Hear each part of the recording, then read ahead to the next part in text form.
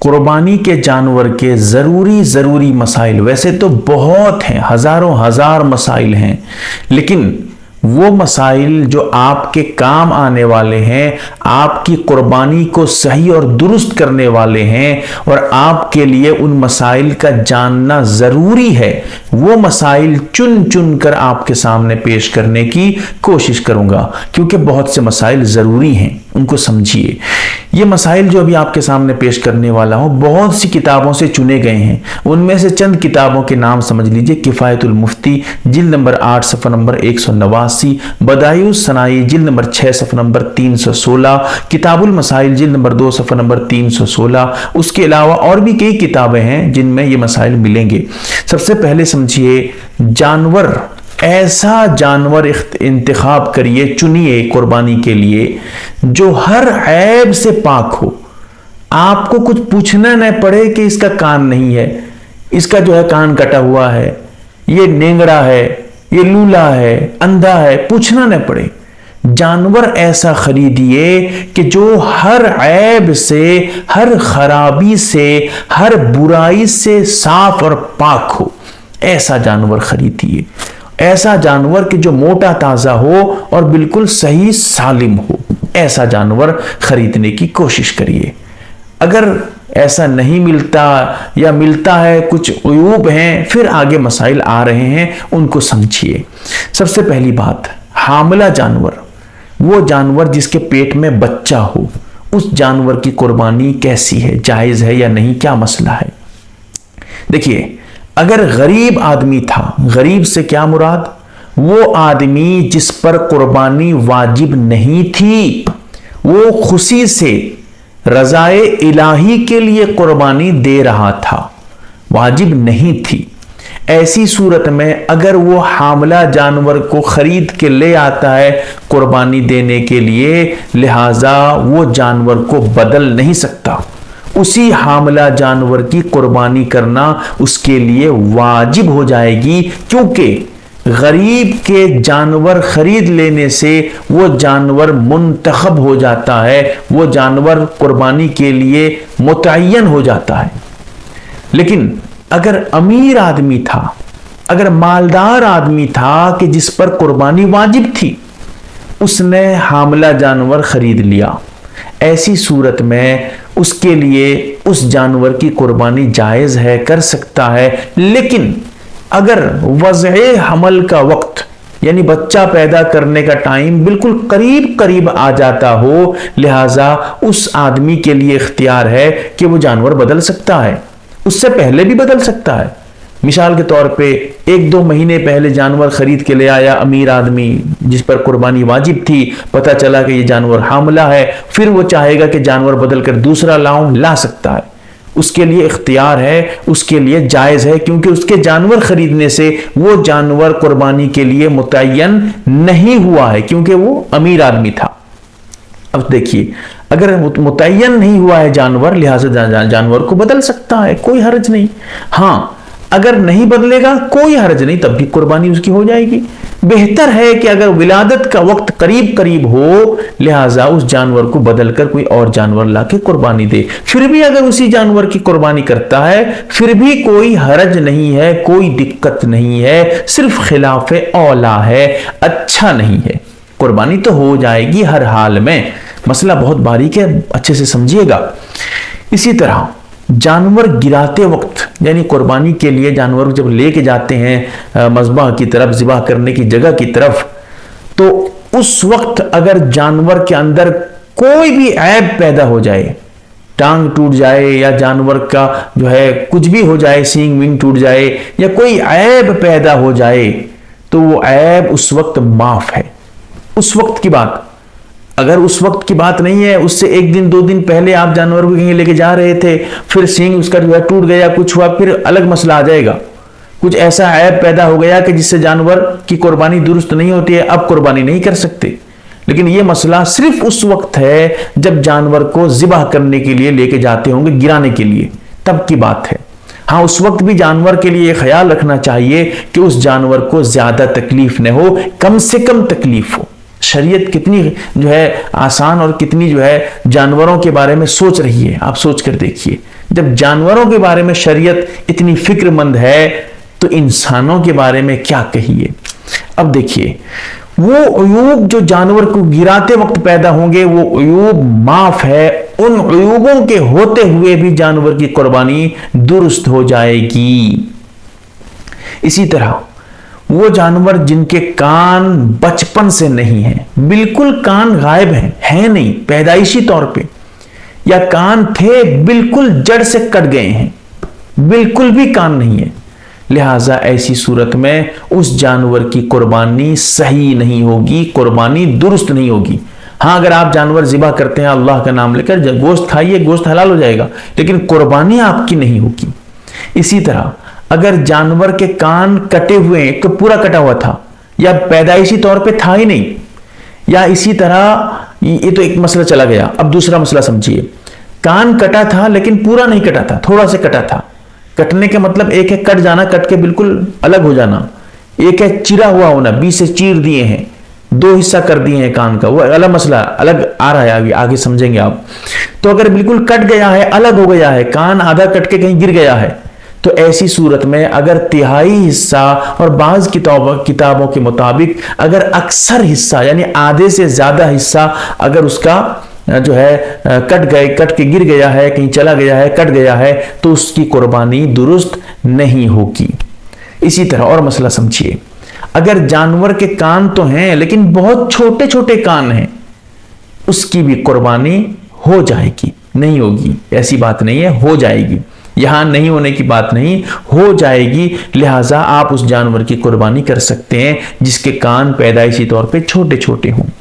इसी तरह अगर जानवर के कान में सुराख हो, आजकल सरकारी एतबार से कार्रवाई होती है तो लोग मजबूर होकर जो है जानवर के कान में सुराख करके उसमें कुछ पीले से कलर का या लाल कलर का या किसी और कलर का कुछ उसमें लगाते हैं ताकि जानवर की पहचान हो, उसमें कुछ नंबर लिखा रहता है।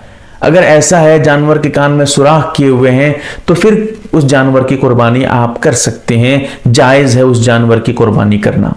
इसी तरह अगर कान चिरे हुए हों, कान को बीच से काट के दो हिस्सा कर दिए हैं, चीर दिए हैं बिल्कुल, उस जानवर की भी कुर्बानी करना जायज है, दुरुस्त है। अब और मसाइल समझिए सींग के बारे में।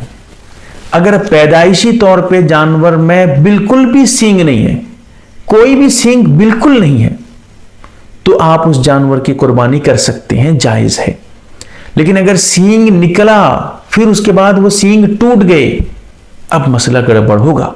अब समझिए, सींग इस तरह टूटे हैं कि बिल्कुल जड़ से, चाहे एक सींग टूटे या दोनों सींग, दोनों का मसला सेम है, और जड़ से सींग टूटा है और इस तरह टूटे हैं कि बिल्कुल उसके अंदर का भेजा, उसके दिमाग के अंदर का मगजा, उसका गोश्त अंदर का जो है दिमाग के अंदर का, सर के अंदर का वो नजर आ रहा है। ऐसी सूरत में उस जानवर की कुर्बानी दुरुस्त नहीं है, कुर्बानी जायज नहीं है। अगर सींग सिर्फ आधे से टूटा था या टूटा था लेकिन इतने अंदर से नहीं टूटा था, सिर्फ ऊपर से टूटा था, या उसका खोल निकल गया था, या टूटा था लेकिन जड़ से तो टूटा था लेकिन इतने भी जड़ से नहीं है कि जिसको कहें कि सींग बिल्कुल टूट गया है, इतना भी नहीं था, सिर्फ हड्डी के पास से टूट गया था, तो फिर ऐसी सूरत में उसकी कुर्बानी सही है, दुरुस्त है, कुर्बानी उसकी कर सकते हैं आप। इसी तरह दुम के बारे में समझिए, वो जानवर के जिसमें पैदाइशी तौर पे दुम ही नहीं है, पूंछ जिसको कहते हैं, नांगुर हमारी जबान में नांगुर कहते हैं, दुम, लिहाजा उसकी कुर्बानी न करें, यही बेहतर है। एक कौल के मुताबिक कुर्बानी जायज है लेकिन एहतियात का तकाजा है, कुर्बानी मत करिए।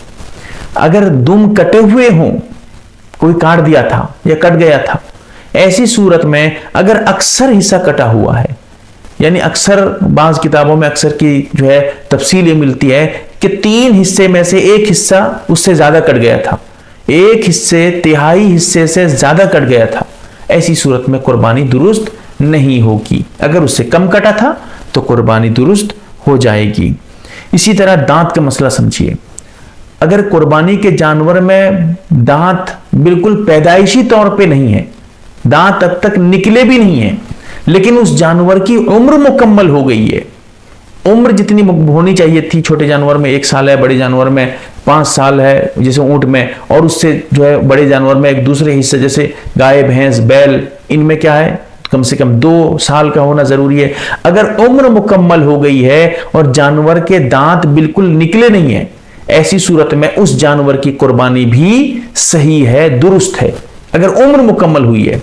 अब समझिए, अगर दांत निकले थे और टूट गए, दांत निकले थे टूट गए, अब देखना यह है कि वो जानवर चारा वगैरह सही से चबा के खा सकता है या नहीं खा सकता। कैसे पता चलेगा? देखिए, अगर इससे पता नहीं चल रहा है तो अब उसके दांत को देखिए कि अगर ज्यादातर दांत उसके टूट गए हैं, अक्सर दांत टूट गए हैं, लिहाजा उस जानवर की कुर्बानी दुरुस्त नहीं होगी। मसला समझिए, पहला मसला था बिल्कुल दांत नहीं थे, यहां दूसरा मसला है दांत टूट गए थे, है लेकिन झड़ गए हैं उम्र ज्यादा होने की वजह से, किसी और वजह से। अगर वो जानवर चारा वगैरह चबा सकता है, चबा के खाने वाला चबा सकता है, या अक्सर दांत उसके जो है बाकी हैं, अक्सर टूटे नहीं है, तो फिर उसकी कुर्बानी कर सकते हैं।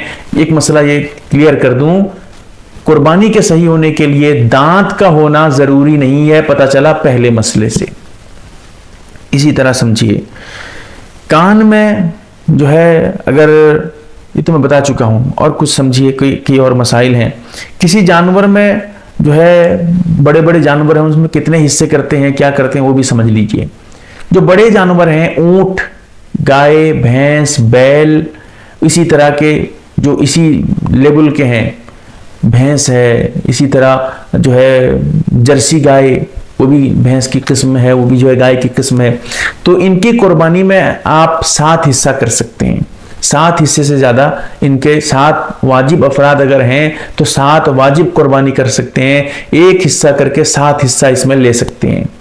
इसके अलावा जो छोटे जानवर हैं जैसे बकरा, बकरी, भेड़, दुम्बा, मेंढा, इनमें जो है आप कम से कम 1 हिस्सा, उससे ज्यादा नहीं ले सकते, और 1 हिस्सा कम से कम होना चाहिए। उससे ज्यादा अगर 2 आदमी वाजिब कुर्बानी एक बकरी में करेंगे तो कुर्बानी नहीं होगी, किसी की भी नहीं होगी। इसी तरह जानवर में शरीक करना, ये भी समझिए। एक आदमी जानवर खरीदते वक्त सोचता था कि जानवर मिलेगा, कोई और आदमी आ जाएंगे तो उनको भी शरीक कर लूंगा। क्या करेगा? शरीक कर सकता है या नहीं कर सकता? इसको समझिए। अगर आप अमीर हैं, यानी आप पर कुर्बानी वाजिब है, तो ऐसी सूरत में आप जिसको चाहें शरीक कर सकते हैं। शर्त यह है कि वो आदमी जो है कुर्बानी की नीयत से आपके साथ शरीक हो। गोश्त खाने की नीयत हो तो मसला अलग है। कुर्बानी की नीयत से जो आपके साथ शरीक होना चाहे, आप उसको शरीक कर सकते हैं। अगर आप अमीर हैं, यानी आप पर कुर्बानी वाजिब थी और जब आप जानवर खरीद के लाए थे, चाहे पहले से आपका कोई इरादा हो न हो, कुछ भी न हो, फिर भी अगर आप पहले से सोचते थे कि एक जानवर खरीद लेता हूं, कोई मिलेगा तो शरीक बिल्कुल नहीं करूंगा, फिर आपकी नीयत बदल गई, आपने कहा कि चलो शरीक कर लेता हूं, और आप पर कुर्बानी वाजिब थी, तो ऐसी सूरत में आप शरीक कर सकते हैं, जायज है। लेकिन अगर आप अमीर नहीं थे, गरीब थे, गरीब का मतलब आप पर कुर्बानी वाजिब नहीं थी, तो ऐसी सूरत में आप पहले से जानवर खरीदते वक्त अगर आप इरादा कर चुके थे कोई और मिलेगा तो शरीक करूंगा, तब आप शरीक कर सकते हैं।